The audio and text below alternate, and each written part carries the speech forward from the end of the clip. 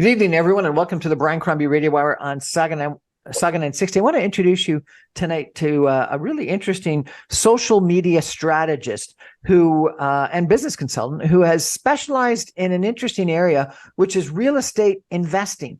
Because I think a lot of us are in the past have invested in real estate, whether it be through REITs or through investment partnerships, but a lot of us as well in pre-construction condominiums and second homes and things like that. And so therefore, I think an interesting topic. I want to introduce you to Aleksandra Sydorow. She is a social media strategist and business consultant that helps real estate investors grow their brand on and offline. We're going to be discussing how to build your brand and how to become a more successful real estate investor. Sounds like an interesting topic. Aleksandra, welcome to the show. Thank you so much for having me, Brian. My pleasure. So how did you get into doing this? That's kind of a sort of a narrow, interesting part of social media work. Yeah, so it actually started because I had bought my first home when I was 23 years old. So that was in 2015. And I guess I would call myself an accidental real estate investor because I had purchased that home, then ended up buying another home, thought I was going to sell the first home, never happened, and inherited that property into my portfolio. And then I really liked real estate investing. I liked the possibilities that you have with it, the opportunities that you have to create housing, which is something that I'm actually very passionate about as well, because I have a portfolio of my properties as well. And so I worked in the corporate world for about 6 years. And because I had a marketing background, I did a postgrad in marketing management. I decided that I would actually start a business specializing in just helping real estate investors grow their brand, because it was a very big need in our industry that I'm a part of, the various groups. Real estate investors are looking for ways to grow their brands, basically raise capital, get the word out there, and just build a social media presence for themselves. Okay, so this is for people that are investing or looking for investors, or both? Both. Because if someone can't find you, you can go to a networking party, but I, went to a networking event last week. It's a lot of time spent trying to find that person. And so with social media and having an online presence, it gives us the ability to actually find people much quicker, right? Especially if your profile set up correctly to say you're a real estate investor, or if you're putting videos out there, that's how you're able to attract your ideal audience. So for example, if you have a property and you're looking to bring in a JV, you want to put that out there so people understand. And for your listeners who don't know what a JV, it's a joint venture that a partner that essentially you would look on to help you with that property.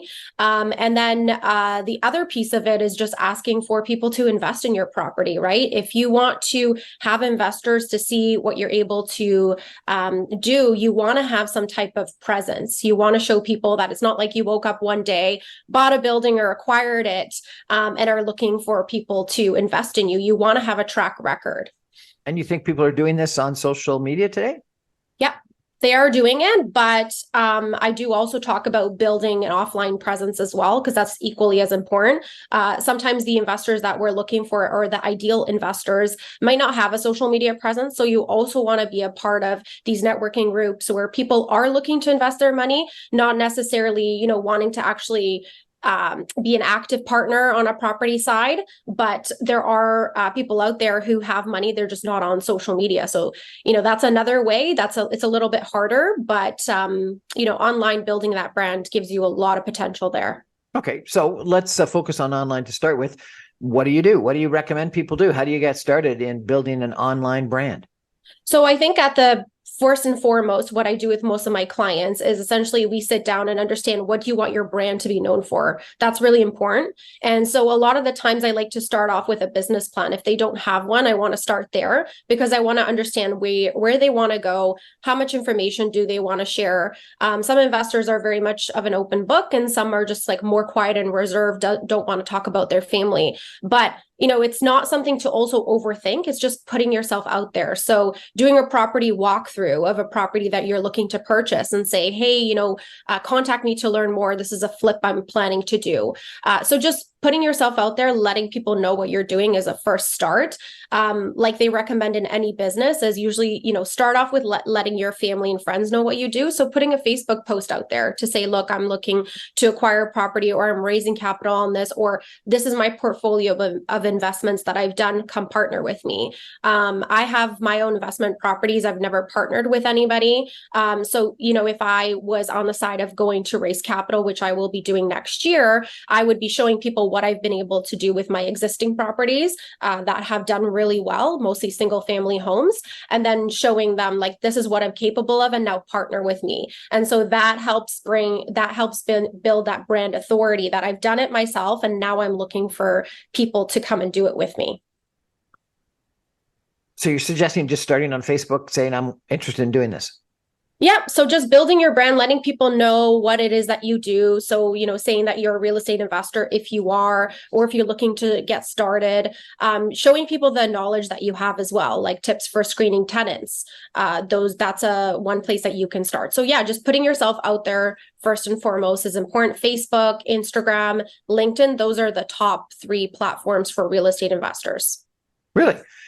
I thought Facebook was more about sort of just what was going on in my life and my family. And you're saying it's a place to attract investors. And Instagram is more just pictures of where I went last night and what dinner I had. And you say it's a place to attract investors. Maybe LinkedIn I could understand. So that's interesting that you see that just saying that you're interested in investing is something that you can post on these different sites. Yeah, I personally see with Facebook, I get the most engagement there. And the other thing too about Facebook, what's interesting about Facebook is there's a lot of Facebook groups. You're probably a part of them. I am a part of them. I actively engage in there and I have really great conversations with people. With Instagram, it's more of like a quick scroll, right? Quickly looking at like videos, taking a look at like what other people are up to. But the discussions that are really happening on the platforms of LinkedIn and Facebook are where you want to be. And especially LinkedIn, right? Because if you're looking to raise capital, professionals are sitting on LinkedIn, right? You have lawyers, doctors, people essentially who have money to invest, nurses. Are there suggestions or rules you have in regards to how often you post and when you post? It really depends. So like there's social media strategists out there that say all these different things. In my opinion, I think it's just being consistent. So what that means is if you can consistently post twice a week, do that. If it's not too much for you. If you want to post 5 times a week and you can do that, that's great. But you also want to be able to catch your audience attention. So what we see with Instagram is if we post something based on the algorithm, if Instagram doesn't pick that content up right away, your audience might not actually see that until 2 days after. So it's good to space it out. I personally post 3 times a week. I say for people to do that as well. And it's just being consistent. For Instagram in particular, you want to be mindful of what type of content you're going to post. So carousels do really well, though the posts that essentially you swipe through, and then videos. Those are ones that Instagram really does favor as a content that you're putting out. The short video or the long one that ends up being a reel? Yeah, so so Instagram gives you the capability to post videos up to 90 seconds. So those are the reels. Aleksandra Sydorow is a social media strategist and business consultant that helps real estate investors grow their brand on and offline. We're chatting with her about how to actually do this. We're going to take a break for some messages and be back in just 2 minutes. Stay with us, everyone. I think this is applicable in real estate, unquestionably, but frankly, in almost any kind of business endeavor. Stay with us.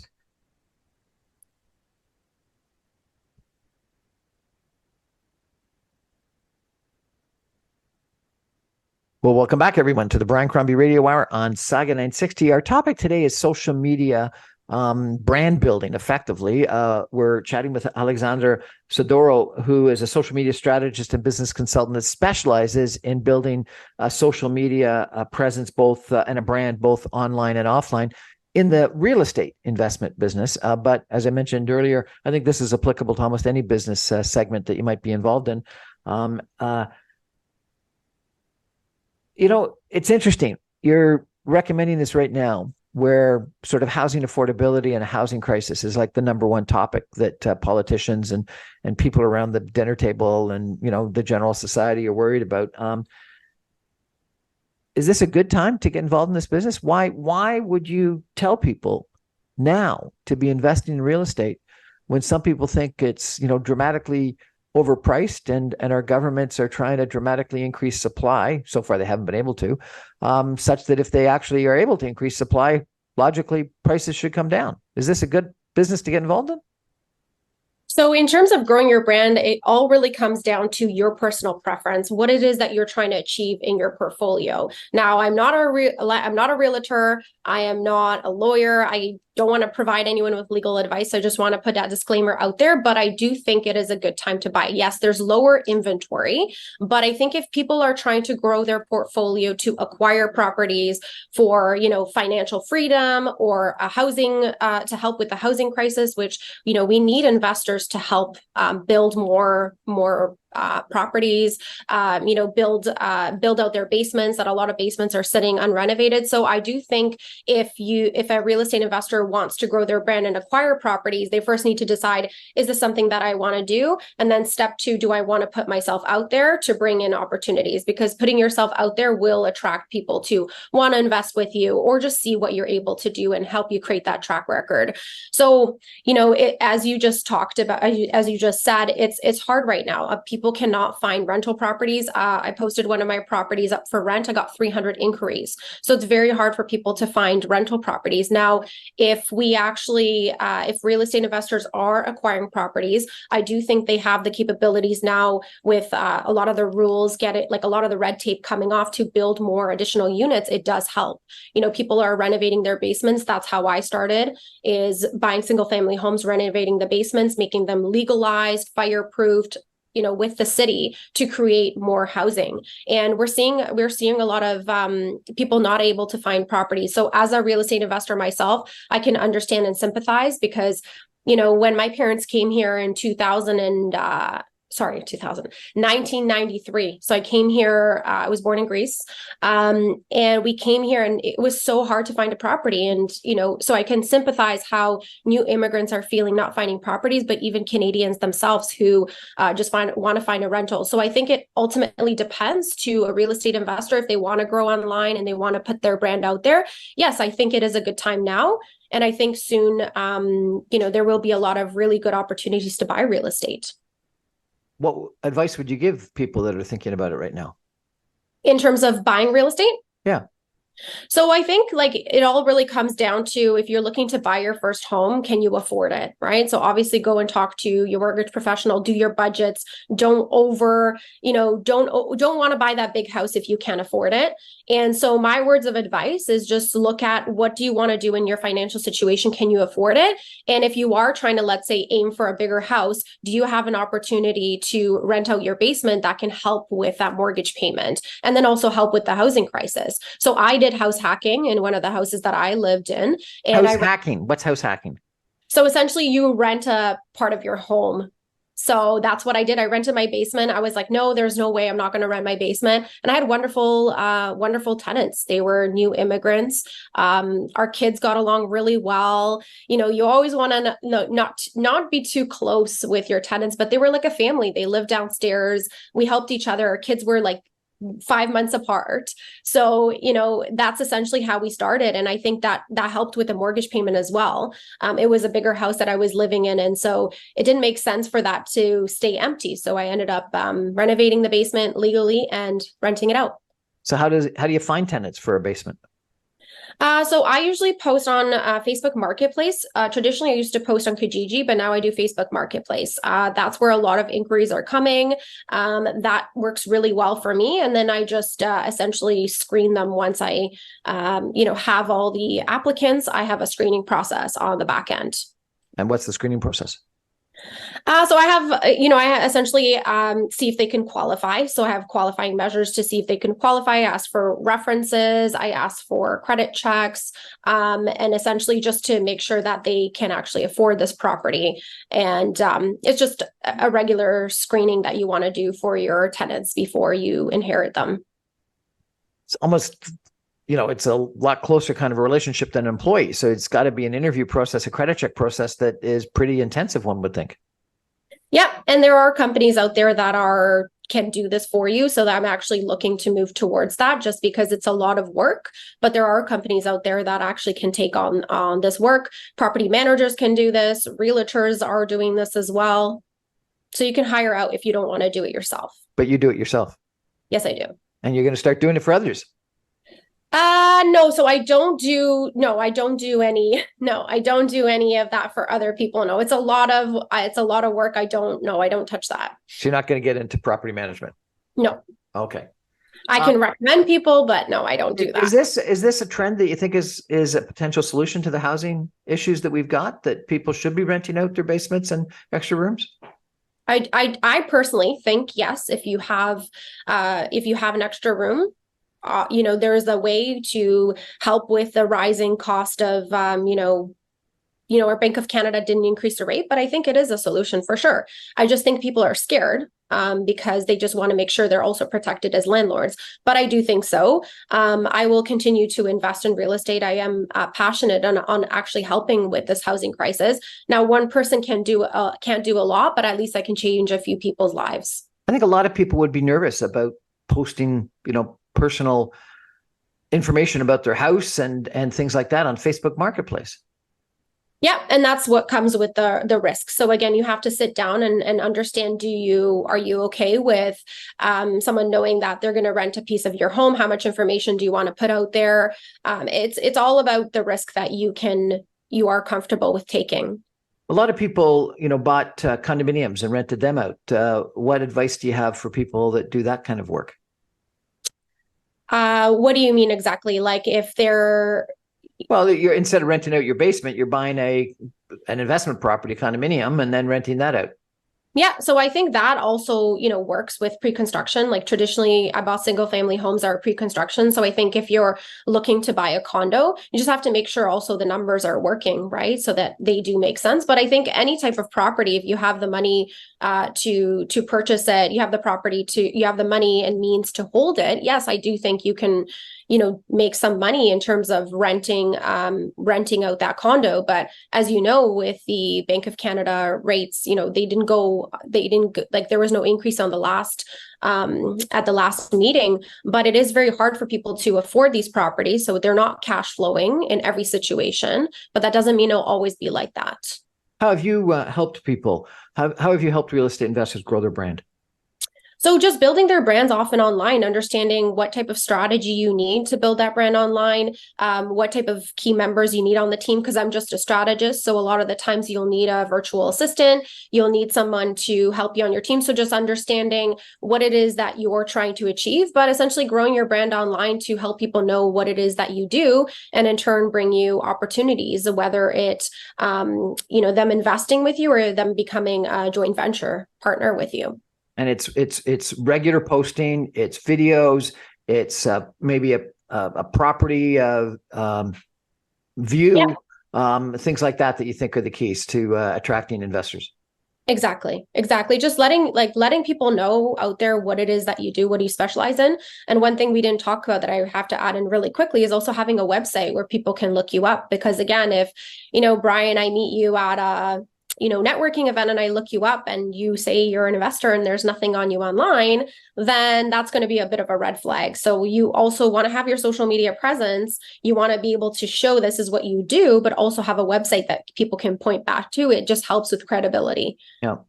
Now, what about offline? You say you also do brand building offline. What do you do there? Yeah, so what I've been doing with a lot of my clients right now is doing offline events where people can network with each other. So not everyone wants to sit behind a computer screen after COVID, right? And sit on Zoom and, not have the ability to actually meet someone in person. So we've been doing a lot of events offline, networking, going to networking events. I'm finding them opportunities to go to networking events outside of our industry, entrepreneurial events, because there's a lot of entrepreneurs out there who, also have money to invest in real estate, but they don't know how to get started, or they want to and they're scared. So those are the offline measures. Also volunteering at a charity, giving back to the community. That's really important to be doing as a real estate investor as well. Lots of people talk about networking, but a lot of people are pretty uncomfortable doing it. Do you have any suggestions and experiences on how to do networking well? Yeah, so you put yourself out there, right? So I started at a very young age volunteering a lot. So I got really comfortable with talking to people. And I think a lot of the times, depending obviously on your personality, is just put yourself out there. So if you're uncomfortable, go to an event with a friend, go to an event where, maybe it's a smaller setting that you can actually talk with people. And the more you do it, the better you get. And just ask questions, right? So a lot of the times I see that when people get nervous, they ask questions, but you can always say, you come up to somebody, say, hey, especially if they have a name tag, a lot of times they do. So be like, hey, Brian, nice to meet you. What brings you to this event? And just slowly asking them these questions, people will open up. And so ultimately, just what I'm trying to get at is practice, and you will perfect it. Get out there and do it. Brand. You keep on talking about brand. What's a brand? Brand is how essentially you want to be known. So I always say, as a real estate investor, you want to build your personal brand because people resonate with personal brands. It's not to say that they don't resonate with logos, but I always say, as a real estate investor, you're the face behind the brand. So people resonate with that, and that your brand can be known for a variety of things. It's not just one thing. But for example, if you're a real estate investor who focuses on multifamily properties in the Ottawa area, you want to grow that brand identity. So you're that authority to say, I'm a real estate investor and I invest in real estate, multifamily properties, particularly in Ottawa. So you want to be able to grow that brand so you're known for that. And then that helps you build your brand authority. It's fascinating business that you've created for yourself. How's it going so far? Good. Still growing it. I mean, I'm very passionate about it. Like I've said, I am a real estate investor myself, so that also helps. I have a background in social media, and ultimately, I just want to show people the possibilities of, if you're looking to grow your brand as a real estate investor, you could do really well if you're growing it online and growing it the right way. You mentioned earlier that you have kids. Can you grow a business when you're a mom? It's possible, but I think a lot of the times people compare. And it's tough. There are sacrifices to be made. So I'm in a position now in my business that, I've made the hours to essentially be able to pick him up from school. Not always, but it is possible. I think it's equally as hard working a corporate job. So I think it ultimately really, really depends, but it's, it takes a village, right? So I do get a lot of help. I do ask for a lot of help. I never used to ask for a lot of help, and now I do. So I think it's possible, but there are sacrifices to be made. And it's not for every woman. Not every woman aspires to have a business, and that's totally fine. If you want to stay home and take care of your children, I'm all for that. Ultimately, it's what you want to do. And you have to be passionate about the business that you do, because if you're not passionate about what you do, it's not going to help you get far. So I'm passionate about what I do. Obviously, there's days where I'm just like, oh my gosh, this is a lot. Especially, preparing for events and helping clients grow their brands. But ultimately, every day I will still wake up and still continue to do this business because I'm passionate about it. If people want to reach out to you and access your services to help them build their brand, how do they do that? Yeah, so I'm on Instagram at Get Social with Alex. That's Alex with a ALEKS. And my website is www.mainatamedia.com. I think you'll include that in the show notes, right? Yep. Okay, awesome. So yeah, they can reach me there, and I'd be happy to set up a consultation. Get Social with Alex. Yeah, social. Spelled ALEKS. Yeah. Sounds good.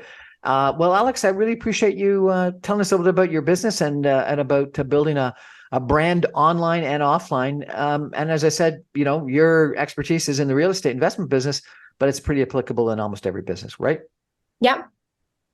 Thanks so much. I really appreciate it. We're going to take a break and come back with another interesting story in just 2 minutes. Stay with us, everybody.